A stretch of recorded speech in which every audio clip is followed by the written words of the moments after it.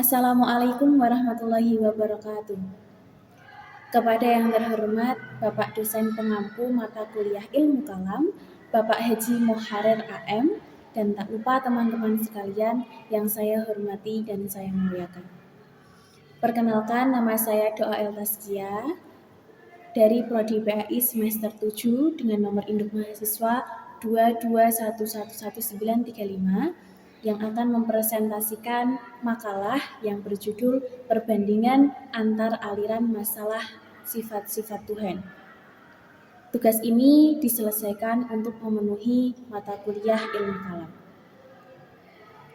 Adapun yang akan saya sampaikan adalah yang pertama adalah latar belakang masalah, yang kedua aliran Mu'tazilah, aliran Asy'ariyah, aliran Maturidiyah, aliran Syiah Khawarij, dan yang terakhir adalah kesimpulan. Langsung saja ke latar belakang. Persoalan kalam lain yang menjadi bahan perdebatan di antara aliran-aliran dalam masalah sifat-sifat Tuhan, tarik-menarik di antara lain aliran-aliran kalam dalam menyelesaikan persoalan ini. Tampaknya dipicu oleh truth claim yang dibangun atas dasar kerangka pikir masing-masing. Dan kalam menauhidkan Allah. Tiap-tiap aliran mengaku bahwa pahamnya dapat menyucikan dan memelihara keesaan Allah.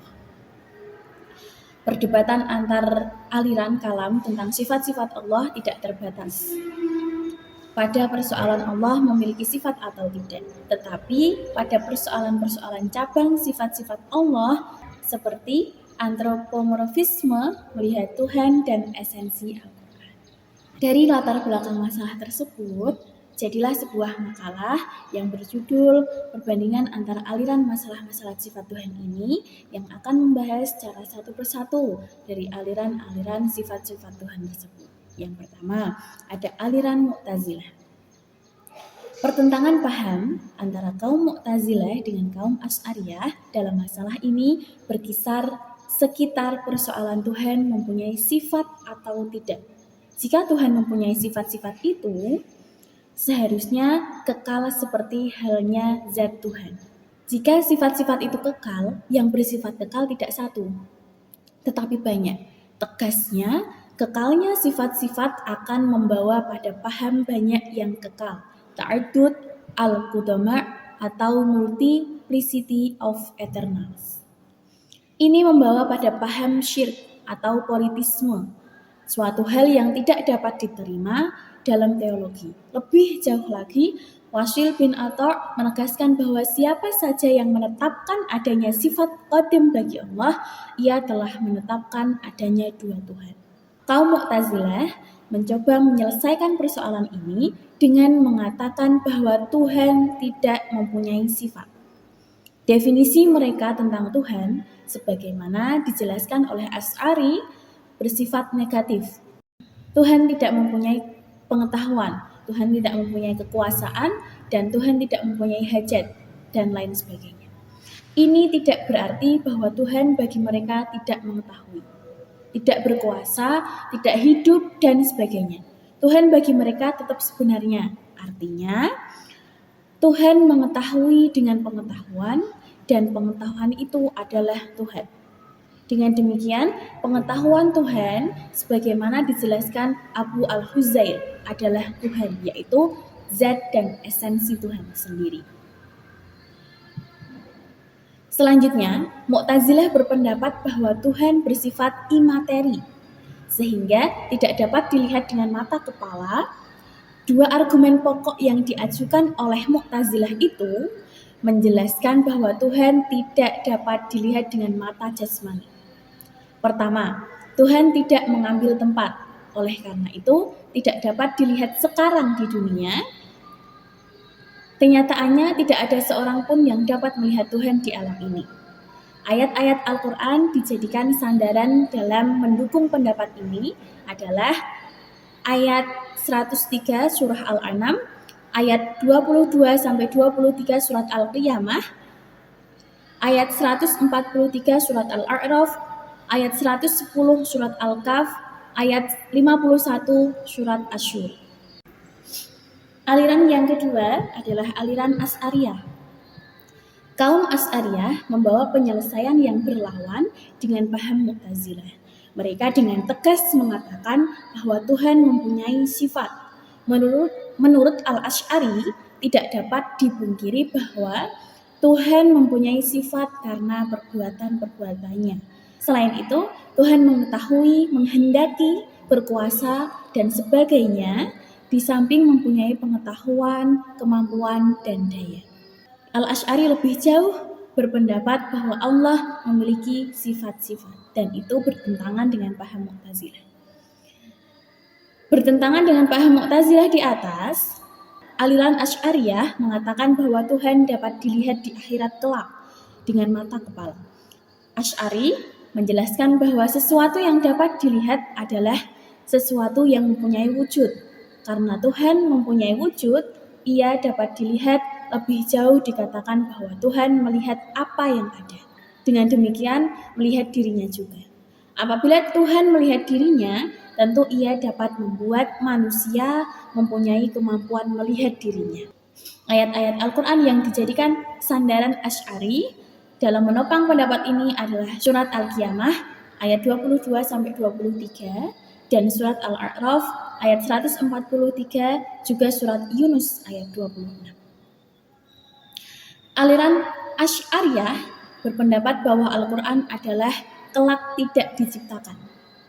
Asy'ari berpegang teguh pada pernyataan bahwa Al-Quran bukan makhluk, sebab segala sesuatu tercipta setelah Allah berfirman, kun, jadilah.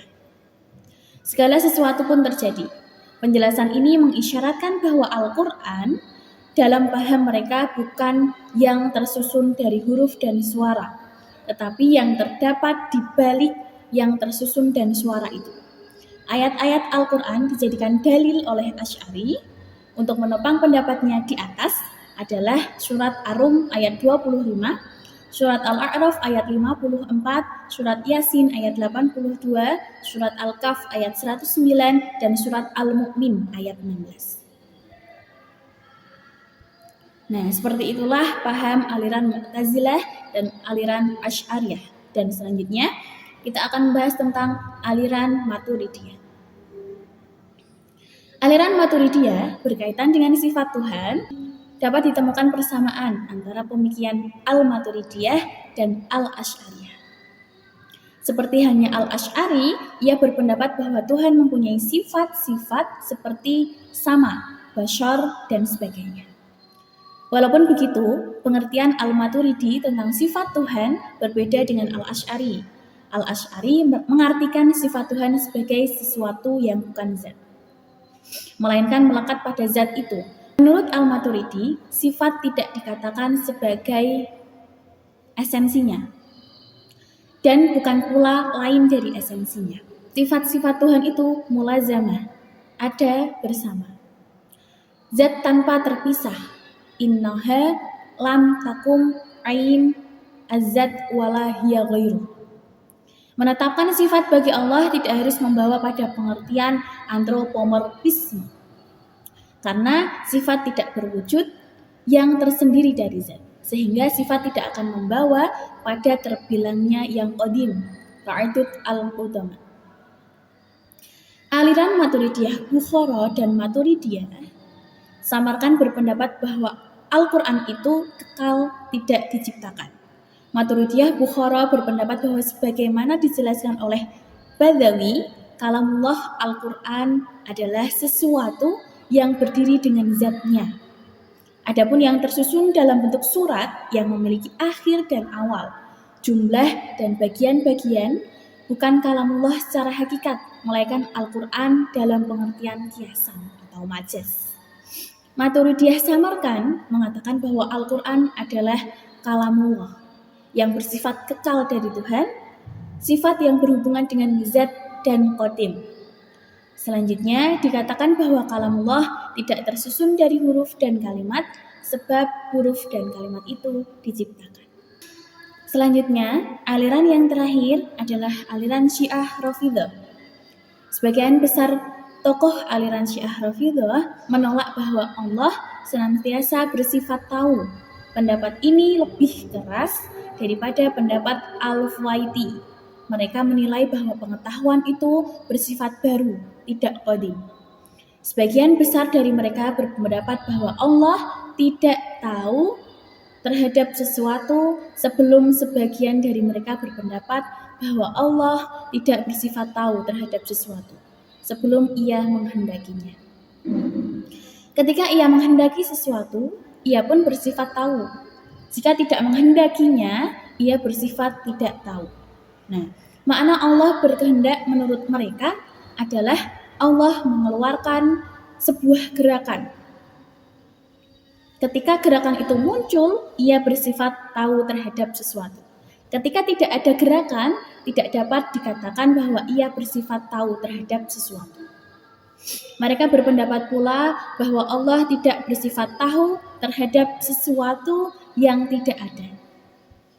Tetapi, sebagian dari mereka berpendapat bahwa Allah senantiasa mengetahui dan pengetahuannya itu merupakan sifat zat-Nya. Tidak dapat disifati bersifat tahu terhadap sesuatu sebelum sesuatu itu ada. Sebagaimana manusia tidak dapat disifati melihat dan mendengar sesuatu sebelum bertemu dengan sesuatu itu. Mayoritas tokoh Syiah Rafidhah menyifati Tuhannya dengan badak perubahan. Mereka beranggapan bahwa Tuhan mengalami banyak perubahan, sebagaimana mengatakan bahwa Allah terkadang memerintahkan sesuatu lalu mengubahnya. Terkadang ia menghendaki melakukan sesuatu pada suatu waktu, lalu mengurungkannya karena ada perubahan di dalam dirinya. Perubahan ini bukan dalam artian nase, tetapi dalam arti bahwa pada waktu yang pertama ia tidak tahu yang akan terjadi di dalam waktu kedua. Kesimpulannya adalah yang pertama, aliran Mu'tazilah mencoba menyelesaikan persoalan dengan mengatakan bahwa Tuhan tidak mempunyai sifat. Yang kedua, aliran Asy'ariyah membawa penyelesaian yang berlawanan dengan paham Mu'tazilah. Mereka dengan tegas mengatakan bahwa Tuhan mempunyai sifat. Yang ketiga, aliran Maturidiyah mempertahankan kekuasaan mutlak Tuhan, berpendapat bahwa Tuhan mempunyai sifat-sifat.